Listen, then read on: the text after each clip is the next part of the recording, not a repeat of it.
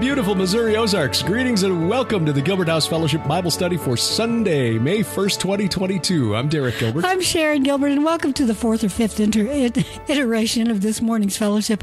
We've been having issues with the recording program. Yeah, more on my side. It's like, I don't see the thing moving. The lights aren't moving, and it was recording fine. So thankfully, we're good. We've tried it, and it's there.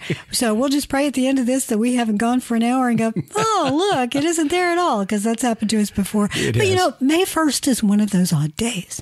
It is. It's one of those days that you and I just talked about this on Sci Friday. Yes, Sci Friday is back. If you have not noticed that, it is back, and you can watch it in a number of places. Yeah, we've got the video at the top of the page at gilberthouse.org, along with Unraveling Revelation. You can also go to scifriday.tv, and we have a new app. Yes, we have app. We do. Well, we've had in the past, we've had a Gilbert House app, but this one is a GHTV. It's still, if you search in Roku or on your mobile devices for Gilbert space House, 2 words, Gilbert House, you will find us. But GHTV is an outgrowth of Skywatch TV. It's a sister ministry. Tom has been telling us for years that we need to expand what we're doing. We're still part of Skywatch TV. You're not going to get rid of us, but we are actually widening our reach. Right.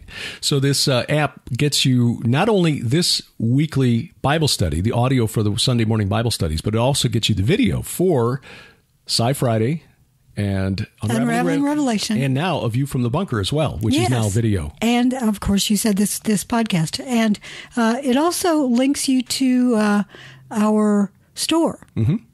The store, and this app is really cool. It's produced by the same company that does the Skywatch TV app. It's got a Bible app on there. Yeah, the Bible app, which allows you to choose from a number of different translations, and also has an audio Bible version, so you can have the Bible read to you. I know, which is super cool. I love that so much. And again, this is, as you say, a Christian company that makes these subsplashes run by Christians. So all of our content is stored on Christian servers run by Christians. So they're not going to, cancel us. Right. Because we got ourselves, we didn't get ourselves. We were basically put in YouTube jail for Sci Friday. I mean, come on.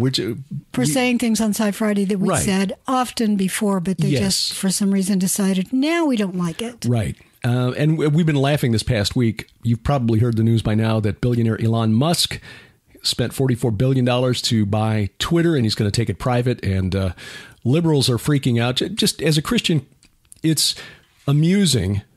This is my fleshly response. Amusing to watch liberals angsting over another liberal.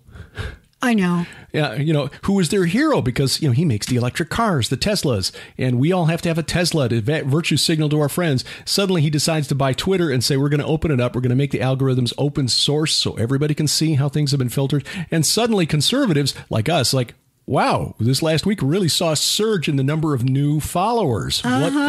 What happened there? I know. I picked up 60 yesterday. Okay. But when you go back and look at the history, last January, right after the riot at the Capitol, I lost about 15% of my followers. They just disappeared. Poof, gone. The algorithm. Right. Anyway, it's amusing to watch this, but bear in mind, we're just essentially trading one gatekeeper for another. We are. Well, getting back to recording of Sci Friday, yes, I hadn't lost the plot. Good for you. Because I did. We were recording Sci Friday yesterday, and on that we were discussing, because yesterday was April 30th. Now, this won't air for several weeks, so it will have been it'll be in your past by the time you watch this, but it was present for us. April 30th, Walpurgisnacht, which is the eve of St. Walpurgis's Day, which is today. Yes. Well, oddly enough, on her day, these pagan rituals were still allowed by the Catholic Church.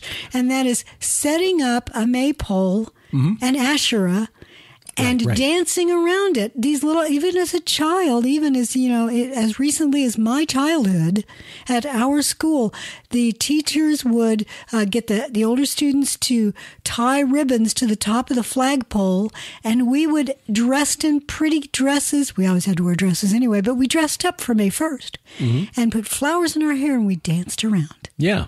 not a thought given to the pagan roots of that ritual. There was a church right next to our school when I was a kid. Yeah. And the teachers were all Christians. Mm-hmm.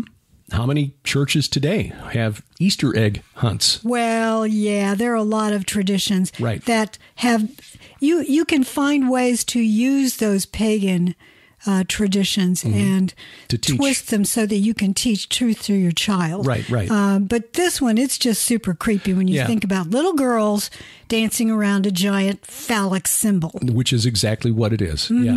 But this is a very old thing. We can go back to the earliest centuries of the Christian church and see that they were still doing things that they considered cultural that were, in fact, of pagan origin. Yes. Like, we learned during the study for our research for our book Veneration that the earliest Christian churches in Rome, after they were legalized by Constantine in the early 4th century, were built in cemeteries so that they could continue the practice of holding ritual meals for the ancestors.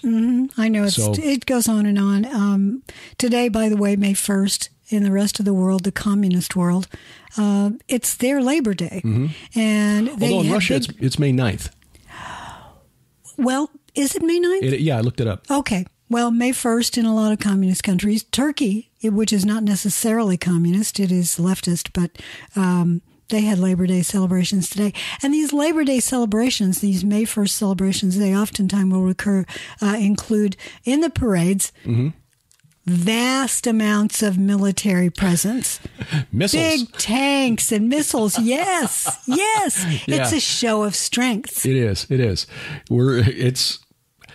It's a contest, basically. Yeah, it's a different kind of maypole. Exactly. It's just horizontal. I was trying to think of a delicate way of saying that. Let's just put it that way. Yeah, but anyway, it's a funny thing to be happening that suddenly our devices say, I think I'm just going to really play with your heads this morning. Yeah. And not record. Yeah. Interesting.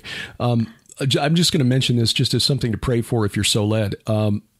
The defense secretary in the UK, Ben Wallace, gave an interview this past week, and he said, watch for Vladimir Putin to declare World War III by Russia's May Day. And that's why I looked it up and found it was May 9th, because we're looking at a week from tomorrow, a week from Monday. Yeah, well, I'm glad it was May 9th because I tweeted that story a couple of days ago, and I thought, that's very soon. Yeah, no, we got a week to pray for. It's still soon. Now, it is. It's the day after Mother's Day. Yes, but the question is not so much whether Putin is going to declare open war on NATO or not. I mean, we're in the middle of a proxy war right now. The United States and NATO and Russia using Ukraine. Essentially, the West, and this is really awful, the people of Ukraine are caught in a lousy position between two great powers.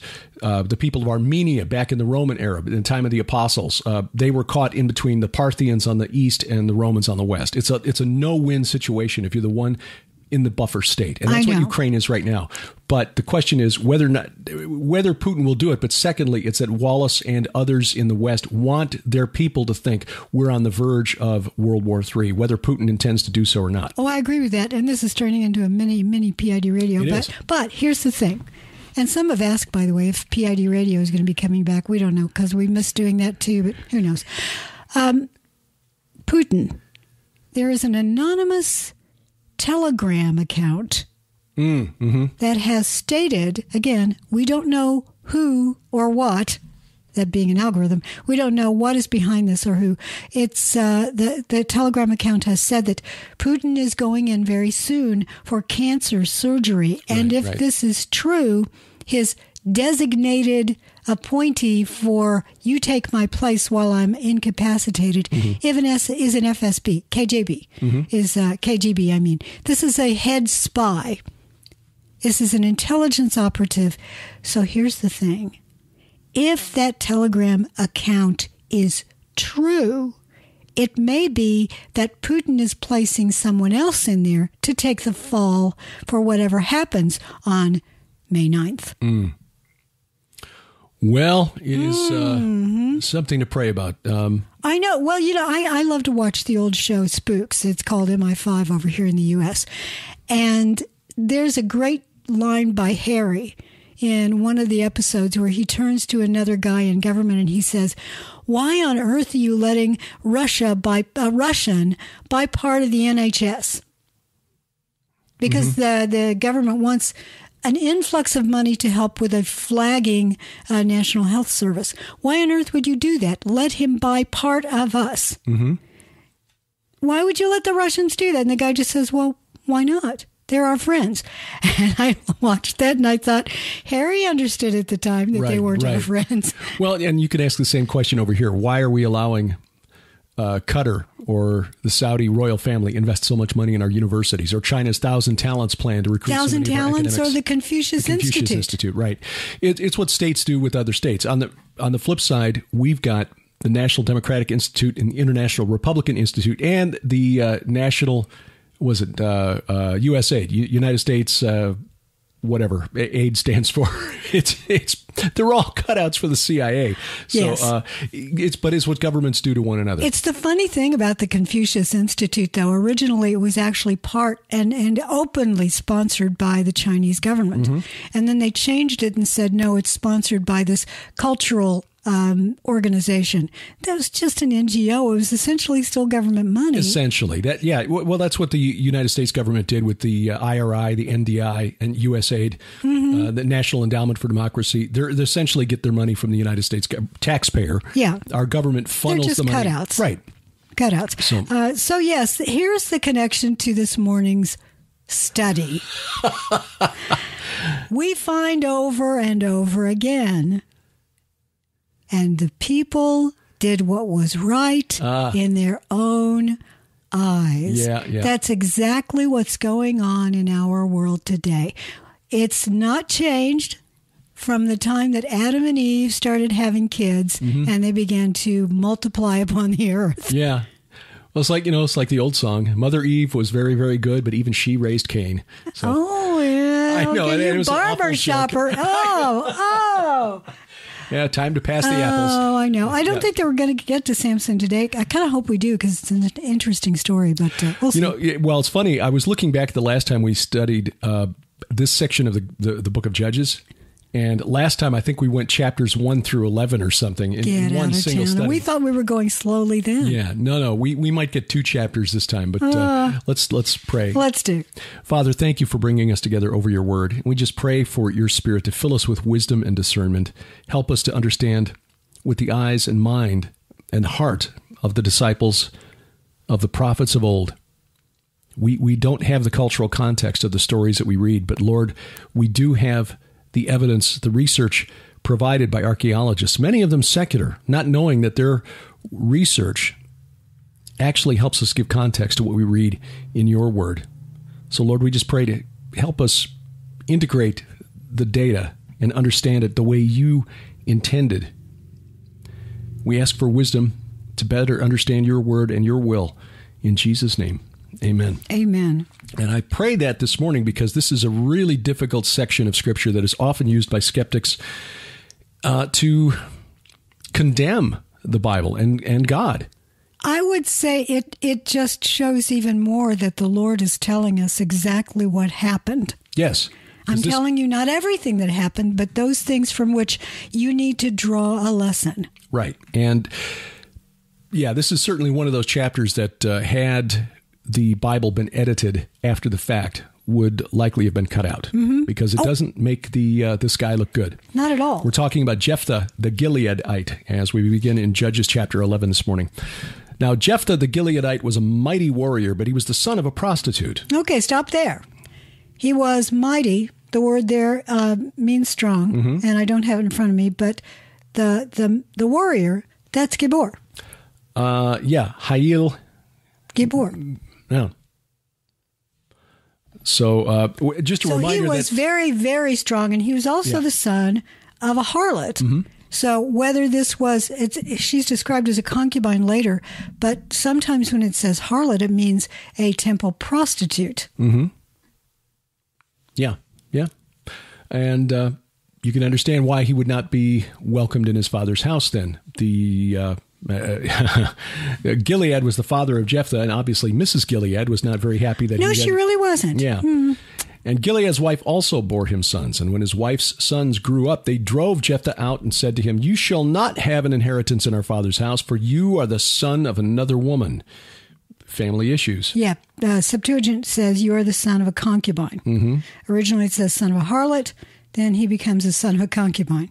So it could be the harlot was actually taken into the house. Yeah. A secondary wife. Yeah. Yeah. Then Jephthah fled from his brothers and lived in the land of Tov. That's T-O-B. Scholars don't know where that is. There's no clue in the Bible. And worthless fellows collected around Jephthah and went out with him. He was a good fighter, so, okay, let's just hang out here by the king's highway and we'll rob the caravans that go by. Well, that's probably what happened, too. Yeah. Verse 4, after a time the Ammonites made war against Israel. And when the Ammonites made war against Israel, the elders of Gilead went to bring Jephthah from the land of Tov. Siri knowledge. Tov was the name of a place in ancient Israel, blah, blah, blah. Not definitely known, but some identify with the region centering on Taviyah, southeast of the Sea of Galilee. Okay, that would make sense. Since the suffix "iyah" means mine, Taviyah means basically my Tov. And Gilead being on the east side of the Jordan River, that would be logical. So, yeah, there you go. Verse 6, they said to Jephthah, come and be our leader that we may fight against the Ammonites. But Jephthah said to the elders of Gilead, did you not hate me and drive me out of my father's house? Question. How old is the Beit Yirah? Oh, much, much older. Beit Yirah on the southwest side of the Sea of Galilee. Okay. I couldn't remember if it was southwest or southeast. No, southwest. Okay. And much, much older. At 4th millennium BC, they found stuff there, artifacts there from the old kingdom of like the first couple dynasties of Egypt. We're going there in March of next year. Yes. Oh, we got them to add that to the tour site. We did. Sure. We said, please, please, please. So Jephthah said to the elders of Gilead, did you not hate me and drive me out of my father's house? Why have you come to me now when you're in distress? And the elders of Gilead said to Jephthah, that is why we have turned to you now, that you may go with us and fight against the Ammonites and be our head over all the inhabitants of Gilead. Yeah. Jephthah said to the elders of Gilead, if you bring me home again to fight against the Ammonites and Yahweh gives them over to me, I will be your head. What is the word translated head there? I'm just curious. Rosh, it's Rosh. Yes, it is. Yep. Not Russia. I will be your Russian. No. It means I will be your chief, your head. And the elders of Gilead said to Jephthah, Yahweh will be witness between us if we do not do as you say. So Jephthah went with the elders of Gilead. That's a dangerous thing to say. To say, may God be the witness between us, Yahweh witness between us if we don't do what you say. Yeah. Well, God will judge us if we don't, Yes, exactly. Yeah. That's exactly what they're saying. Again, dangerous thing to say. Yeah.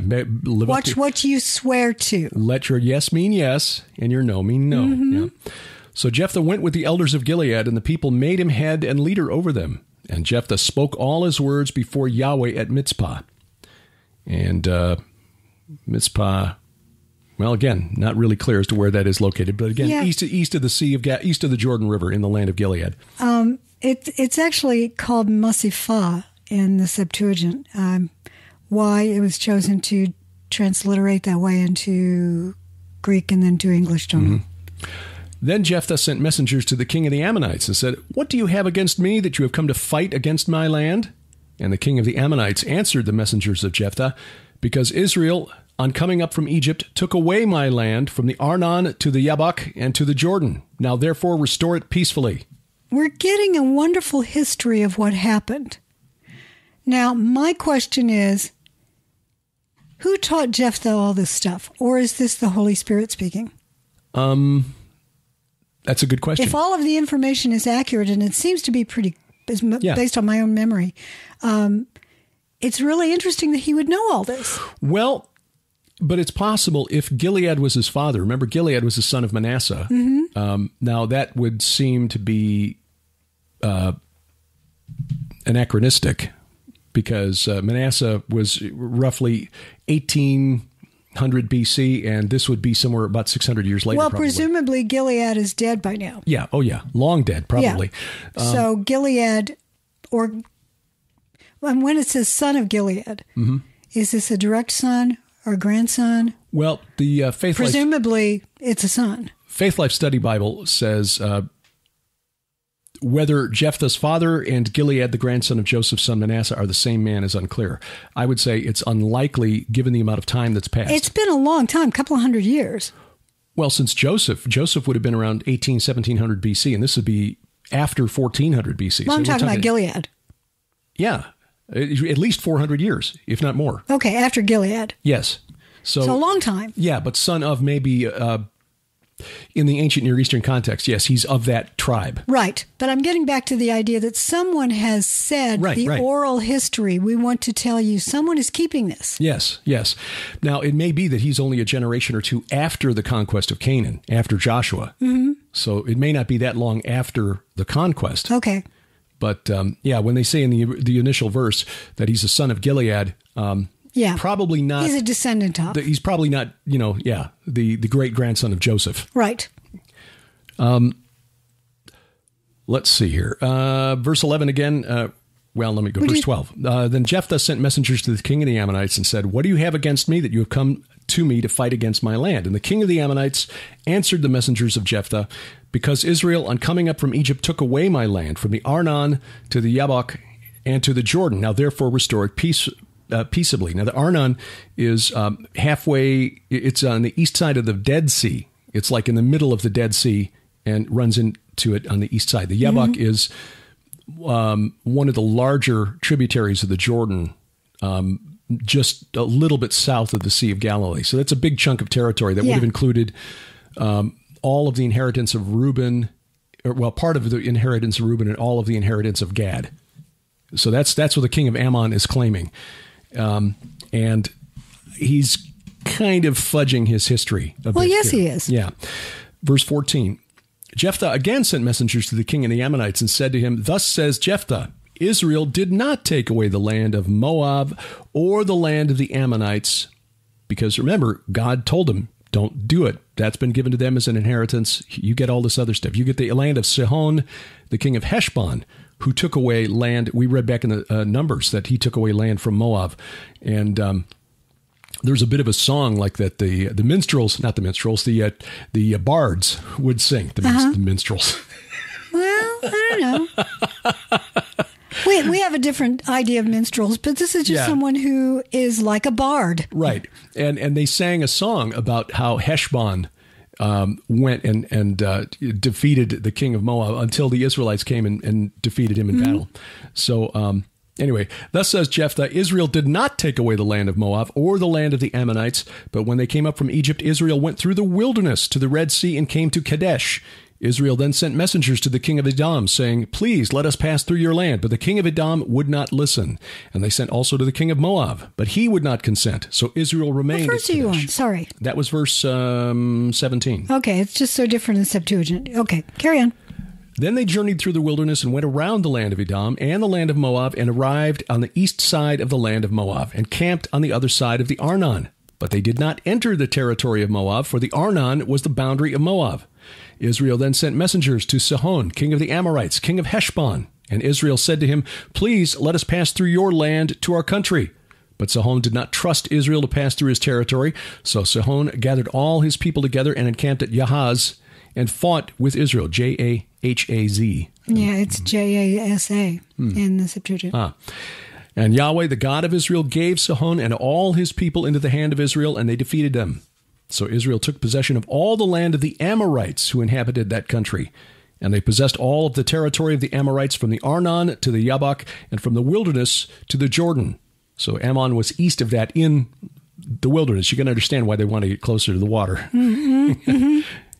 So then Yahweh, the God of Israel, dispossessed the Amorites from before his people Israel. And are you to take possession of them? Will you not possess what Chemosh, your God, gives you to possess? I so love this. Yeah. Now, but this is interesting here because later in Kings, 2 Kings, we read that the 1 Kings, rather, the god of Ammon is Milcom or Molech. Yes. Not Chemosh. Chemosh is the god of Moab. I'm guessing that somebody there worshipped Chemosh. Otherwise, it's... Well, probably. Yeah, they probably, because they realized they were in a polytheistic society. But according to the Bible, the god of Moab is Chemosh. The god of Ammon is Milcom. Melech. Okay. You're getting something else out of this verse than I am then. Here's what I'm getting out of it. If your God's so powerful, take the God the land he gives you. That's what Jephthah means. Yes, that's what he's saying. But it's just it's curious here that and it's possible. It is possible that Milcom just means king, doesn't it? It does. But according to the research that I've read, Milcom was a reference to El. Okay. The creator God. All right. But bottom line is.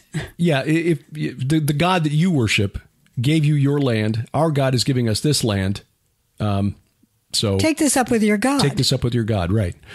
And it's possible, because this was a thing even down to the time of Muhammad, that if your people were defeated by another group of people who worshiped a different God, you'd switch. Yes. You'd switch allegiances. So it's possible that the Ammonites changed allegiance at some point in their history. Perhaps after this. Perhaps after this, right. So verse 24 again, will you not possess what Chemosh, your God, gives you to possess? And all that Yahweh, our God, has dispossessed before us, we will possess. Now, are you any better than Balak, the son of Zippor, king of Moab? Did he ever contend against Israel, or did he ever go to war with them? Well, Israel lived in Heshbon and its villages, and in Aroer and its villages, and in all the cities that were on the banks of the Arnon 300 years. Why did you not deliver them within that time? So, okay, this gives us the timestamp. It does. It's 300 years. So we're talking about roughly 1100 BC when this took place. Good one. I therefore have not sinned against you, and you do me wrong by making war on me. Yahweh, the judge, decide this day between the people of Israel and the people of Ammon.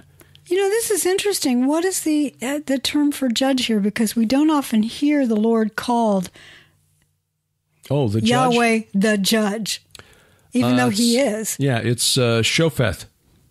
Is the word in the word in Hebrew. But the king of the Ammonites did not listen to the words of Jephthah that he sent to him.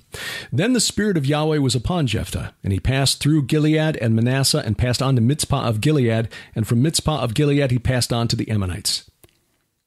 Interesting, because you were asking earlier about Mitzpah, or Masifah, as it's called in here. This is what it says in the Septuagint, verse 29. And the Spirit of the Lord came upon Jephthah, and he passed over Galad, that's what it says in the Septuagint, and Manasseh, and passed by the watchtower of Galad. Which is what Mitzpah means. Yes. So maybe it's not... Maybe this is a particular city that's dedicated to a god, because the watchtower often is associated with watcher. So you've got a city god. So this is sort of the capital of Gilead. Or it could just be, it could be a defensive fortification. It could be. Yeah. It could be. But I guess I'm just saying it says watchtower here. It actually translates it.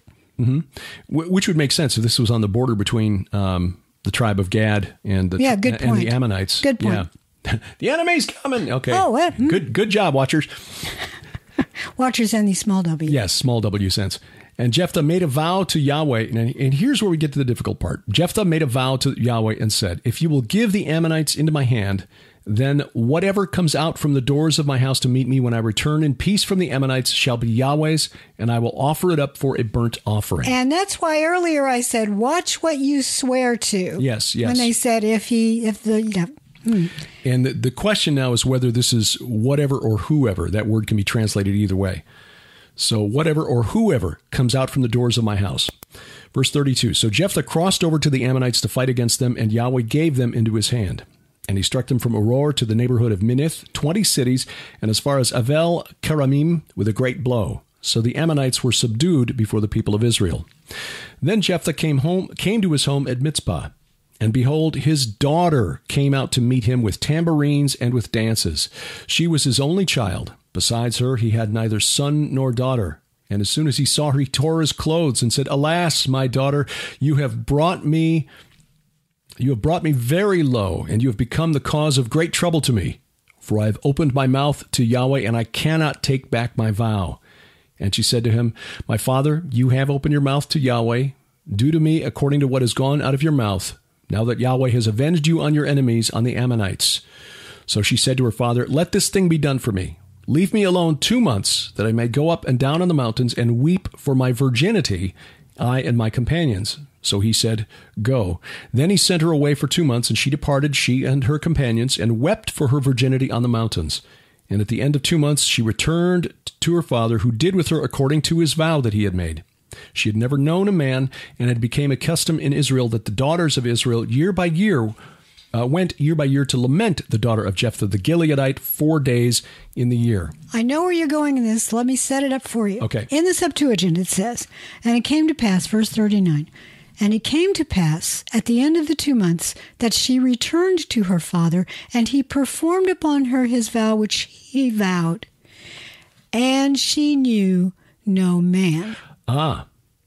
So they changed the order of that sentence. Well, I don't know that they changed it. Again, the manuscript that was used by the Septuagint translators from Hebrew to Greek about 300 or so BC, they put it in this order.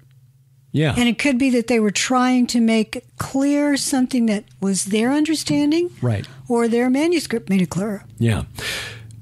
Because the reading of the English Standard Version and most English translations makes it appear that he actually sacrificed his daughter and burned her as an offering to Yahweh, to God. Which would be an abomination. Yes. That toeva is the my badly pronounced Hebrew word, which means abomination, unmentionable murder of a child. So did he actually do that? Now, I'm looking to an article that was published by the Biblical Archaeology Society, bearing in mind that not all of these scholars who contribute to BAS are Christians or as Jews. As we've learned. But this was published in their publication Bible Review in August of 1991. And I'll put a link in the study notes to this article because it goes into some depth here. But the bottom line is that she was not necessarily sacrificed by Jephthah. Let's see if I can find the part of the article that okay, here we go. About the second half of the article. What did Jephthah really do? Now, Josephus, who was the first century Jewish historian, he understood the account to mean that Jephthah did indeed burn his daughter on the altar and described it as a deed that was neither conformable to the Torah nor acceptable to God. Right. Although the account in Judges doesn't say so. No, it doesn't. Also, Philo, who was a first century author in Judea, he wrote a text called Biblical Antiquities. He also agrees that with Josephus. That was the understanding of these guys. And Josephus was a Pharisee, so he was a religious Jew in the first century A.D. But the text doesn't necessarily mean that. We got to understand that according to what we've already read in Scripture, that the burning of a child to Molech was what was happening as far back as the time of Moses. So that would be some 300 years earlier, was expressly forbidden. It's mentioned twice in the book of Deuteronomy. What Jephthah vowed was, according to the original Hebrew, means whatever comes out or whoever comes out, I will offer him or it. But the law of burnt offering to God clearly requires that the sacrificial animal, the sacrifice, be a male without blemish. So offering a girl would not have been acceptable. The plausible alternative, according to this article, is how it was that Jephthah fulfilled his vow. His daughter's fate may have been perpetual virginity, which is suggested by the Septuagint. Yes, exactly. And he would have had no heirs. Right. Yes. And so a curse on her and also a curse on him because he had no other son or daughter. And clearly at this point she was old enough to understand what was going on and, to go off with her friends for a couple of months. So presumably at least in her teen years, you would think. So this was described by one... get thee to a nunnery. Yeah, exactly. Yes. And that is described by one scholar as a living death for the innocent victim of violence, being condemned to perpetual virginity and or perhaps even seclusion. And to never have a child. That was a big deal to men and women. Yeah. To never be able to have a child at all. This was a curse on her. Yes. As well as him. Right. So the fact that the Septuagint translators, and that's pointed out by the author of the article, emphasized her perpetual virginity, the fact that she never knew a man or had never known a man, suggests that was what was done. Because you could, according to the law given to Moses, you could redeem a something that had been designated for sacrifice, like your firstborn son, you would redeem by making a monetary offering to the temple. Right. So even though Jephthah had made that vow, there were under the Mosaic law ways that she could have been redeemed without actually slaughtering her and putting her on a burning altar. So. Exactly. No, I think, and as we said before we even started reading, if the Lord wanted to make everything sunny and light and make the people that served him seem like they were constantly doing great things, we wouldn't get stories like this. That's right, because Jephthah does not come off well. It's clearly a rash Making vow. the vow, exactly. That was just a bad idea, because the Lord, I think, would have given him that victory regardless. Yes. You either trust in me for this victory or you don't. So on to the next chapter. Chapter 12. The men of Ephraim were called to arms, and they crossed to Zaphon and said to Jephthah, "Why did you cross over to fight against the Ammonites and didn't call on us to go with you? We will burn your house over you with fire." Now that's interesting. Septuagint says they passed into the north, which is what Zaphon means. As we know from the mountain sacred to Baal, which was in the north. It's in modern-day Turkey. That's a giant sign, all caps, the north. That's what you see in England. Little joke for our friends in England there. We just thought that amusing. It's almost like, this great big warning as you're heading north on the M1. The north! Not the north! Yorkshire dead ahead. So anyway, but why would the Ephraimites be upset by this? It's like, hey, we have a chance to go raid and steal stuff from Ammon, and you didn't invite us to take part? I think that's what it is. And Jephthah said to them, "I and my people had a great dispute with the Ammonites, and when I called you, you did not save me from their hand. I sent you a text. You ignored it. And when I saw that you would not save me, I took my life in my hand and crossed over against the Ammonites, and Yahweh gave them into my hand. Why then have you come up to me this day to fight against me?" Well, then Jephthah gathered all the men of Gilead and fought with Ephraim. And the men of Gilead struck Ephraim because they said, "You are fugitives of Ephraim, you Gileadites, in the midst of Ephraim and Manasseh. You don't belong here." And the Gileadites captured the fords of the Jordan against the Ephraimites. And when any of the fugitives of Ephraim, I love this story, said, "Let me go over." In other words, "Hey, I'm one of you. Let me cross over."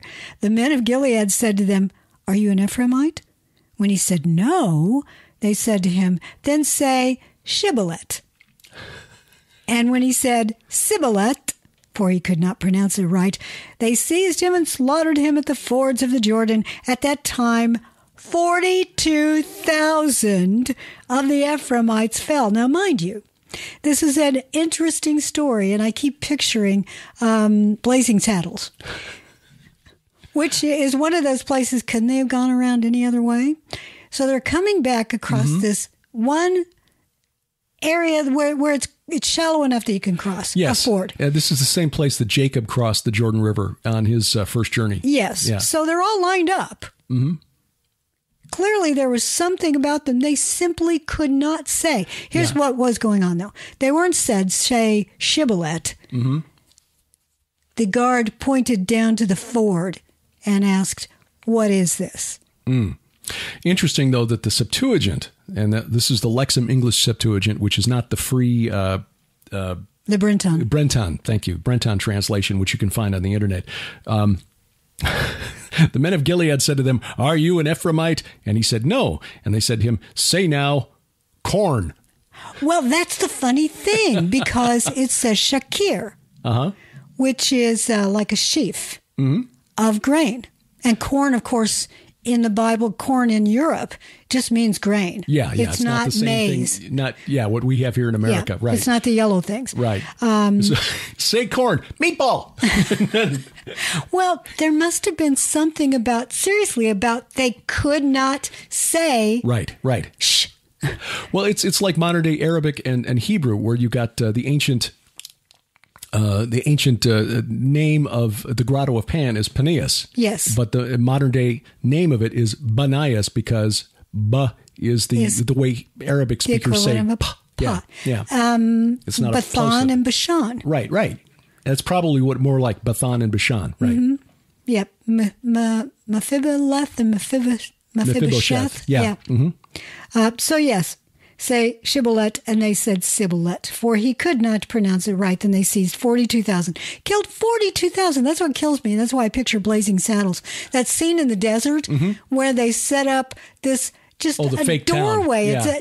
It's the doorway, right. To slow them down so they could build the fake town. Right. They put up a little doorway that's a toll gate. So all of these guys on their horses are trying to get correct change to pay to the gate. Well, they could just go around it. Right, yeah. So, yeah. So verse 7, Jephthah judged Israel 6 years. Then Jephthah the Gileadite died and was buried in his 6. city. The Septuagint says 60. This is 6. Yeah. 6. Well, 6 sounds more reasonable than 60, but that's what's in the Septuagint. Yeah. Then Jephthah the Gileadite died and was buried in his city in Gilead. Now, it could be 60, because if he was relatively young when he started out, judged till he was an old man. Yeah. After him, Ibzan of Bethlehem judged Israel. He had... Just thinking again, this is one of those examples. It's more pronounced in the book of Genesis. Doug Woodward has written about this in Rebooting the Bible, volumes 1 and 2, how the Masoretic text, which is what our English Bibles are based on, changed the number of years of many of the patriarchs, but again, mainly back in Genesis, to point away from Jesus of Nazareth being the Messiah, because it was believed that the time of Messiah's arrival would be around the 1st century AD when you added up the ages of the patriarchs in the Septuagint. So they changed those. Yeah, there were a lot of things that were changed. Yeah, That's why I love the Septuagint. Verse 8, after him, Ibzan of Bethlehem judged Israel. He had 30 sons and 30 daughters he gave in marriage outside his clan. And 30 daughters he brought in from outside for his sons. And he judged Israel 7 years. Does it say 70 there? No. Just curious. That's verse 7. 8. Yep. And then Ibzan died and was buried at Bethlehem. After him, Elon the Zebulunite judged Israel, and he judged Israel 10 years. Then Elon the Zebulunite died and was buried at Ajalon in the land of Zebulun. And after him, Avon, the son of Hillel the Pirathonite, judged Israel. He had 40 sons and 30 grandsons who rode on 70 donkeys, and he judged Israel. It's like a little children's book here. And he judged Israel 8 years. Then Avdon, the son of Hillel the Pirathonite, died and was buried at Pirathon in the land of Ephraim in the hill country of the Amalekites. So in other words, we get, and the rest. Yeah. The professor and Marianne. So, yeah. Riding on donkeys means that they were wealthy. Well, that they were, yes, because donkeys were the appropriate ride for people of means and kings. How are we doing time-wise? We're at about 45 minutes. Well, we could probably do one more. We are going to be, you know what, though? This is getting into the birth of Samson. Samson's a big story. We can go ahead and start it and then do review next week. We are going to be celebrating communion today. So if you have not gathered your communion drink, whether it's wine or water or grape juice or whatever you use, and some sort of unleavened cracker, or if you don't have that, it's what's in your heart. Right, this is a picture of our Lord. So, and what he did for us. But you just use crackers. So. Yeah, we'll start on Samson because it is a big story. I doubt we'd get it all into 1 week. It's a huge story. So Judges chapter 13, and the people of Israel did what was evil in the sight of Yahweh. Surprise, surprise. And this is not intended as a slam at the people of Israel, because we in America, we around the world, you become wealthy and comfortable and you sort of forget where your blessings originate. The people of Israel did what was evil in the sight of Yahweh. So Yahweh gave them into the hand of the Philistines for 40 years. There was a certain man of Zorah of the tribe of the Danites whose name was Manoah. The Zorah was in the foothills west of the hill country of Judah, the lowland plain, the plain that one of the more fertile areas of Israel. A lot of Israel is very rocky, very dry. The Jezreel in the north was really the breadbasket of the country, but the Shephelah was also an area for farming. Manoah and his wife was barren and had no children. And the angel of Yahweh. So here we've got a Christophany again in the Old Testament. It's not clear at first in the Septuagint, but later on you get enough of the story to realize this has to be for a number of reasons. The angel of Yahweh appeared to the woman and said to her, Behold, you are barren and have not borne children, but you shall conceive and bear a son. Therefore be careful and drink no wine or strong drink, and eat nothing unclean. For behold, you shall conceive and bear a son. This says thou art with child. Now. No razor shall come upon his head, for the child shall be a Nazarite to God from the womb, and he shall begin to save Israel from the hand of the Philistines. Just a reminder, Nazarite and Nazarene are two different things. Yes. Then the woman came and told her husband, A man of God came to me, and his appearance was like the appearance of the angel of God. Very awesome. Now here again, angel of God is not angel of Yahweh. In the Bible, this would be a Melech El. Well, this makes it pretty clear as we go on that this is a Christophany. Yes. What I love, though, is when you've got it in the ESV, it says, very awesome.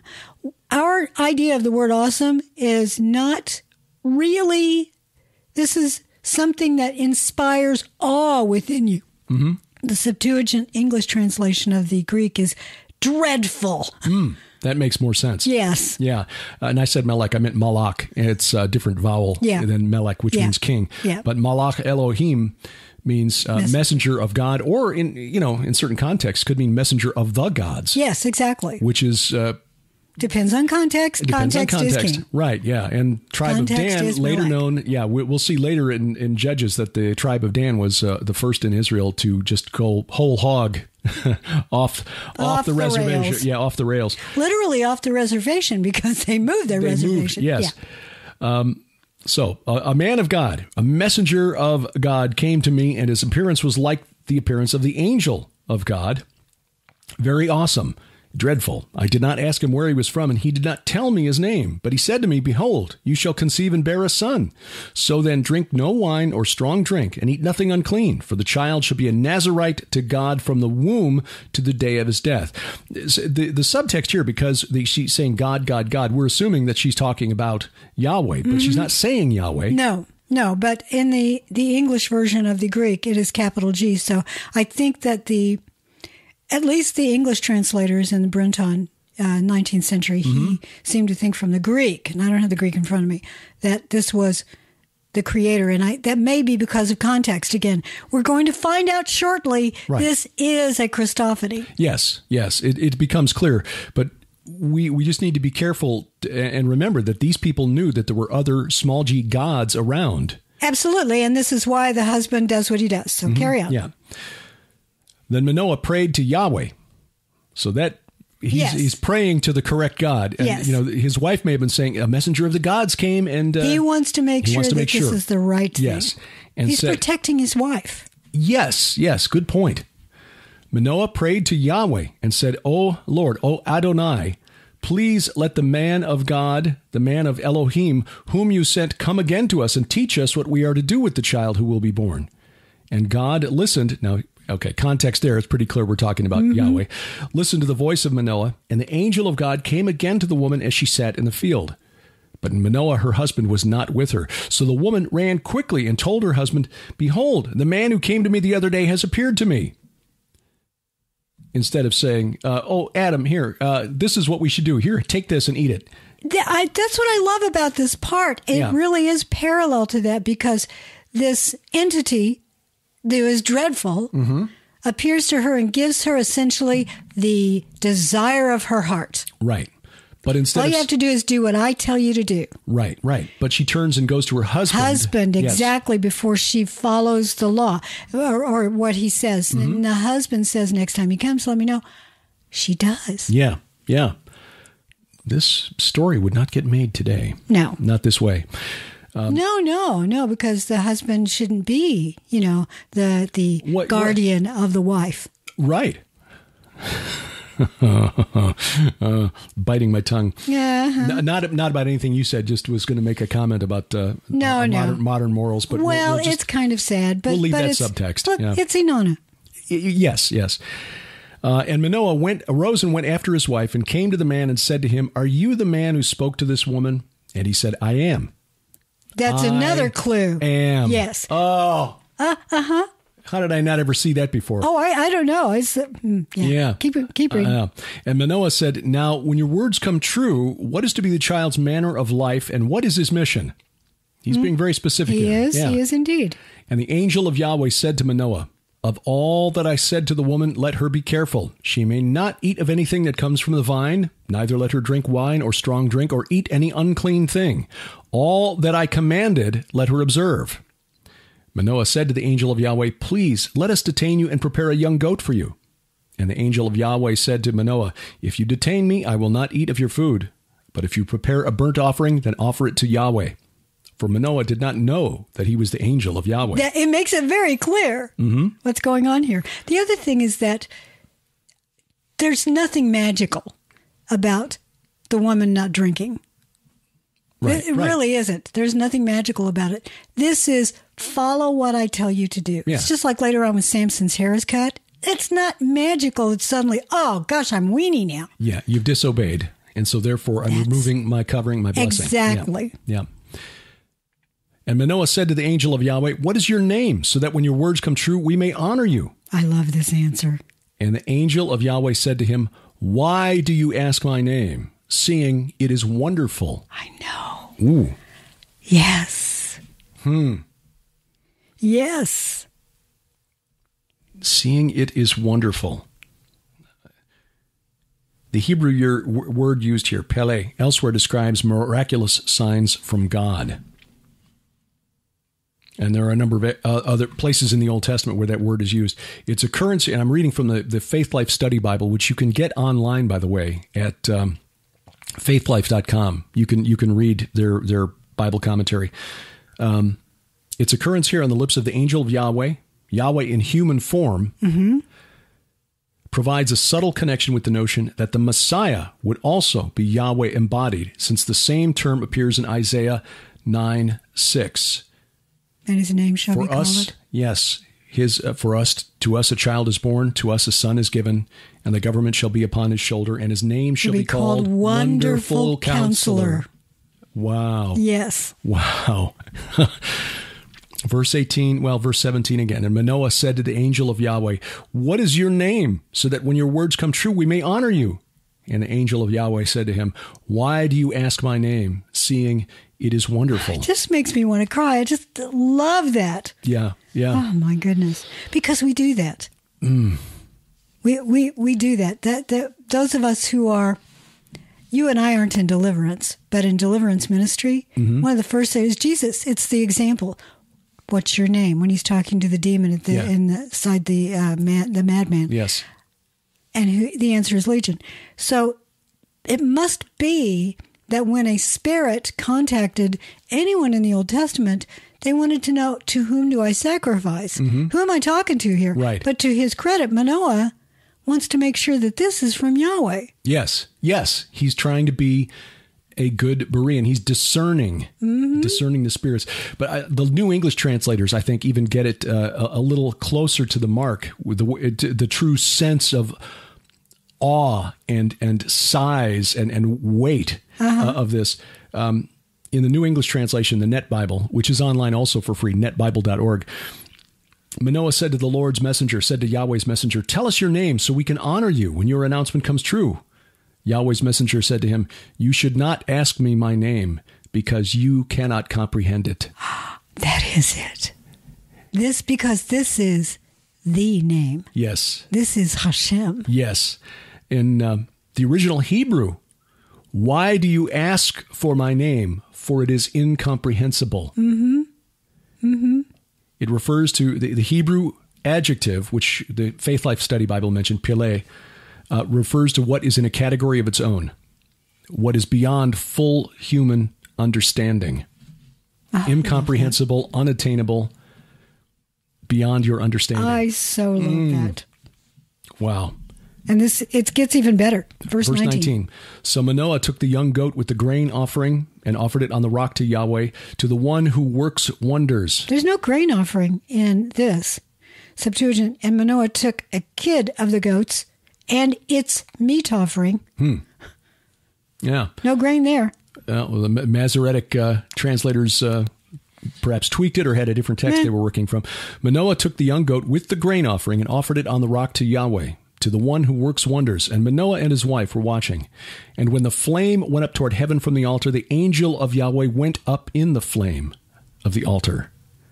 Now Manoah and his wife were watching, and they fell on their faces to the ground. The angel of Yahweh appeared no more to Manoah and to his wife. Then Manoah knew that he was the angel of Yahweh. And Manoah said to his wife, "We shall surely die, for we have seen God." Yes. Again, if once you start the very first verses of this section, you might think, well, this is probably one of the many angels. But as you get down and you realize the context and the language, it's clear. This is the pre-incarnate Christ. Yes. And here is where, as is often the case in our marriages, men, wisdom comes from the wife. Verse 23, but his wife said to him, "If Yahweh had meant to kill us, he would not have accepted a burnt offering and a grain offering at our hands, or shown us all these things, or now announced to us such things as these." Manoah, get up. And the woman bore a son and called his name Samson. And the young man grew, and Yahweh blessed him. And the spirit of Yahweh began to stir in him in Mahaneh Dan, between Zorah and Eshtaol. I love this so much, this first chapter of Samson. By the way, a lot of kids will say, because it's a little easier to say, they will say Samson. Mm-hmm. Years ago, I was in North Dakota, I think it was, believe it or not, and, excuse me, there was a bar called Sampson's with a P, and I thought, okay, you can't really spell it. Well, the Septuagint spells it with a P. Huh, interesting. Because from the Hebrew to the Greek, the letter for letter transliteration, to get the correct sound, for whatever reason, the translators used a psi, the Y-shaped letter. And apparently, when it goes into English, when the Brentani put a P in there. So, yes, P in there, Samson. Yeah, huh.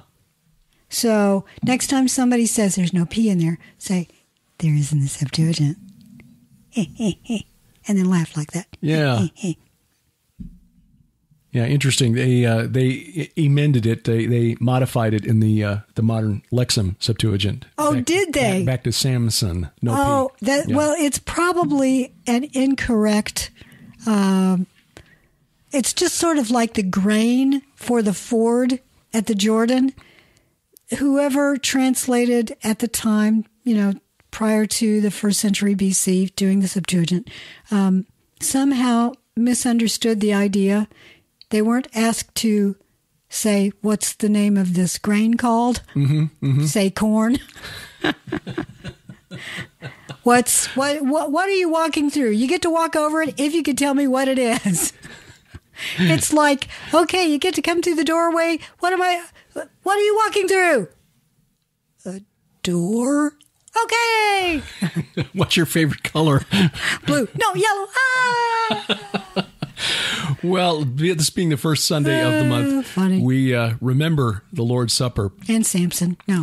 Yes. No, we're not. We're remembering the communion, the Last Supper, and it is not the Last Supper. It was the Last Supper Jesus had with his disciples. Right. As a human, as a pre-resurrected Savior, boy, that resurrection, that changed everything.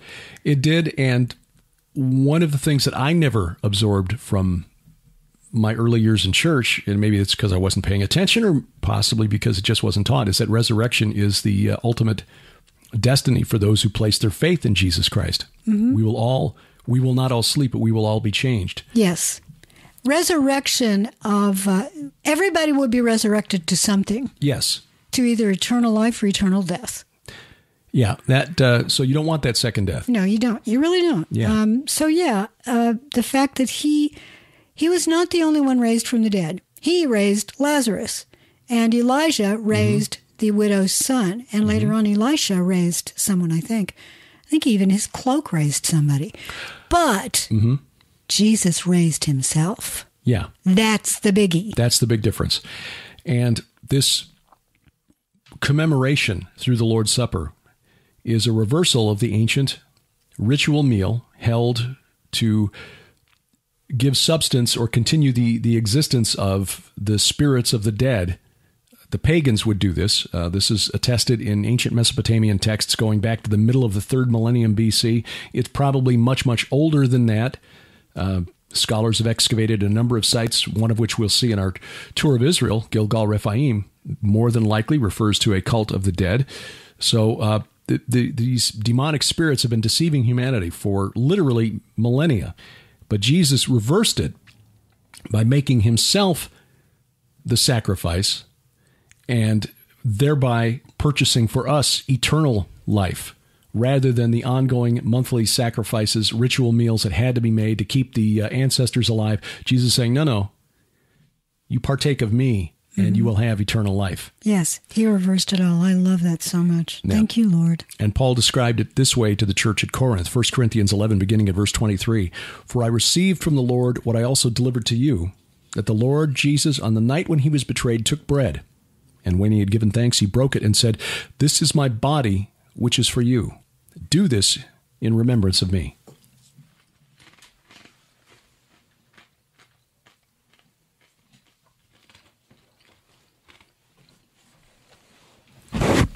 Sorry. In the same way also, he took the cup after supper, saying, This cup is the new covenant in my blood. Do this as often as you drink it in remembrance of me.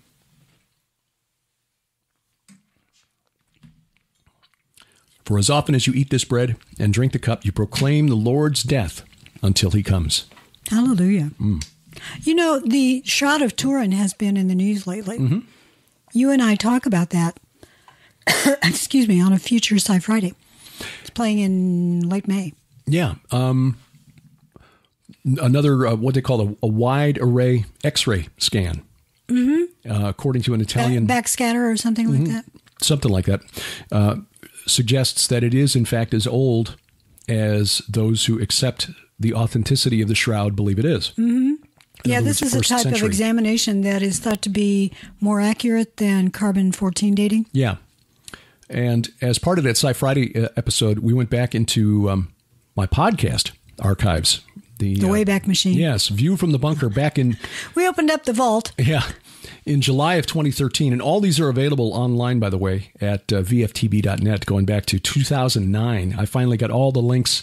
It only took, 7 years after we moved here. But I finally have all the links pointing to the correct MP3 files, which are all at Spreaker. So you can go to Spreaker.com and find our podcast there. But interviews with a couple of the researchers who have investigated the Shroud. Russ Brialt of the Shroud Education Project and Barry Schwartz, who was raised Orthodox Jew, went atheist, and then because of his work on researching the Shroud, has come back to his faith. Now, as of 2013, I've not spoken to him since that July of 2013, but he had gone back to his Jewish roots. But, and I asked him the question, and you can hear this in the full interview. In fact, when we put it up on Sci Friday, I'm going to put QR codes so people can go back and listen to the full interviews. Oh, good. Because we're just taking a 5-minute excerpt out of each of those interviews, and both of them were more than 30 minutes long. But I was trying to find a delicate way of asking the question. So you accept that the Shroud is authentic, and so what's that mean? Yeah. So and then he finished the question for me. So why am I still a Jew? Yeah. That's kind of what I was asking. And he pointed out that it gave him a unique platform to speak about the shroud without skeptics saying, oh, you're just a Christian trying to prove the resurrection. He doesn't have a dog in the hunt. Mm-hmm. But I think it's possible. I mean, I don't know how you can reach that conclusion and say, yes, this clearly was the result of something we cannot explain through modern science, but it is not a fake. Yes, but if he is messianic, he may not want to wear that label. Right. And that was my suspicion. I don't know that for a fact. I don't know that for a fact because I don't see how you come to that conclusion that this artifact is as old as they say it is. According to Russ Brialt, botanists who have looked at it say this could only have originated within a 20-kilometer radius of Jerusalem because of the unique pollen grains found there that only grow in that area, and that it's 2,000 years old, and that the image could not have been created by an artist forging it, especially not back in the 14th century. No, the layers of the threads and what's on them, it just could not have been paint. Right. So it's not a fake. What is it, though? Well, that's for us to decide. That's a piece of evidence. We can't go into a laboratory and recreate the process of resurrection. No, but we would suggest again, Earthquake Resurrection, great book by David W. Lowe. Absolutely. You can go to davidwlowe.com or is it earthquakeresurrection.com? Both. I think it's davidwlowebooks.com, but earthquakeresurrection.com will also get you there. You can also search for David W. Lowe at you can actually do it at our mobile app. Yes, you can. Get our mobile app. The new Gilbert House mobile app, when you go there, if we've got an interview with somebody, there's a tag for the speaker, and you can search for the interviews that have been conducted. Mm-hmm. So LOWE. Mm-hmm. And that will bring up those 2 interviews we did with David for Unraveling Revelation to talk about Earthquake Resurrection and why that is so significant to understanding the timing, we think, of the rapture. You and I have been interviewing people since 2005. Yep. A long time. So, download the app. And it's on your mobile device, also on Roku. Again, search for Gilbert House, 2 words. And we encourage you in the month of May, if you're interested in any of the DVDs in our store, they are 20% off only in the month of May. So that starts today. Mm-hmm. And just put in the promo code when you check out May20. Yeah. May 20. And there's find the link in the top menu bar at gilberthouse.org or just go to gilberthouse.org/store. It will take you right there. Yep. Got a section for books, a section for audio and DVD discs. And again, during the month of May, all DVDs 20% off with the promo code May20. Yep. So, we'll close with a word of prayer. Father, we thank you for this time today. And Lord, just help us to understand the lessons that you have for us through your word. What we make of the story of Jephthah and his rash vow. Help us, Lord, to learn wisdom from that. Help us to learn from the reaction of Manoah and his wife to your appearance and your presence. Most of us will not have that type of visitation, but we need to be aware, like Manoah, that everything supernatural in this world, as the Apostle John wrote, is not from you, and we are to exercise discernment to test those spirits because not all come from you. So, Father, grant us wisdom and discernment to rightly divide your word, to rightly discern what is true in the spirit realm, and to have the faith to follow where you lead, whatever you might ask of us. We pray for those in Ukraine, in Yemen, everywhere in the world where there is conflict and war. Father, we pray that war might be avoided. But we know there will be no true peace until you return. So, Lord, until that day, give us the strength and the desire to share the hope that we have in you with all those around us, for we know not what tomorrow holds, Father, but you do. Give us strength. Give us courage, Father. Help us to remember always that you, our good shepherd, are right behind us. And that no matter what the enemy may array against us, greater are you who is in us than he that is in the world. And if we fall in this battle, Father, we know that our reward is eternity with you. We look forward to that day, Father, whether it be near or far. We ask your blessing in Jesus' name. Amen. Amen. Amen. Before we go, yes, I just remembered that May is also the Defender Conference. Yeah. As well as the conference in Colorado Springs. Yes, a couple of things. The virtual conference, I've got to finish editing my presentation. Going to work on that today. You need to record mine. And then I'll work on editing that. I know. One. I know.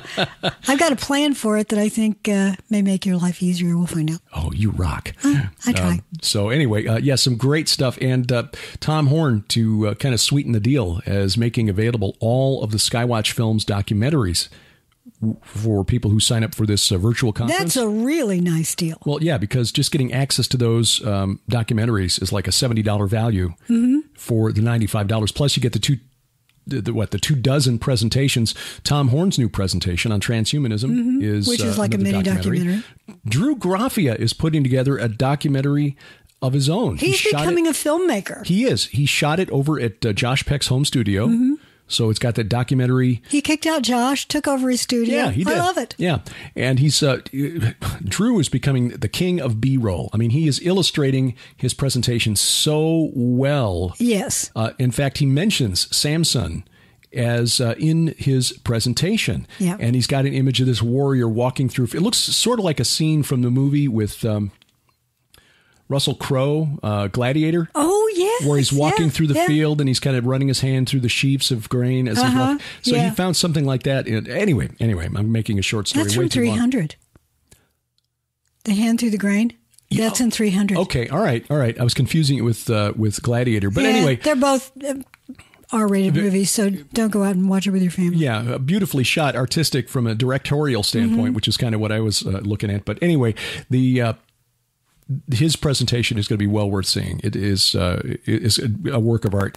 And this week I'll be talking to Rabbi Jonathan Kahn for his presentation, which is on his brand new film, Harbingers of Things to Come, which is based on his books. I know. And you've talked to Bob McGinnis and you talked to Carl Gallups. And Bob McGinnis. You're just all over the place. Yeah. Well, Colonel McGinnis's presentation on China and its role in the end times is going to be well worth seeing. He is one of a kind. His book on Russia and China. Yes, is become especially timely right now. Yeah. Alliance of Evil, if you're looking for it, highly recommended. Pick it up from the Skywatch TV store because you can get a deal on it there. It's about 3 years old. He saw it back then. He did, and it is. Bob says, I'm not a prophet. I just saw what was coming. See what's going on, yeah. And bearing in mind that he's inside the Pentagon on a regular basis, in communication with military leaders in NATO and in Japan. There are a lot of things he knows he cannot tell us, but he bases his a lot of his books on. And his analysis is filtered through the understanding of one who believes that the Bible and end times prophecy is true. Yeah. So well worth it. Anyway, bottom line, defenderconference.com to sign up for that conference, defenderconference.com. And Prophecy Watchers Conference in Colorado Springs is coming up in about 2.5 weeks. So you want to sign up for that very quickly. Yes. And there will be live streaming on that one as well. So this one is the virtual conference from Defender that's online. That's only. all live streaming. But Prophecy Watchers, they've got the live stream. So if you can't be in Colorado Springs, then sign up for the streaming and take advantage of that because the speakers there. I mean, L.A. Marzulli, Ken Johnson, Billy Crone, Ryan Pitterson. Oh, I love Ryan Pitterson. Bob McGinnis will be there too. By the way, love Bob. So we love all these people. It's going to be a whole lot of fun, and we've not been with many of these people in a long time. Yeah. Aaron Lipkin is coming over from Israel.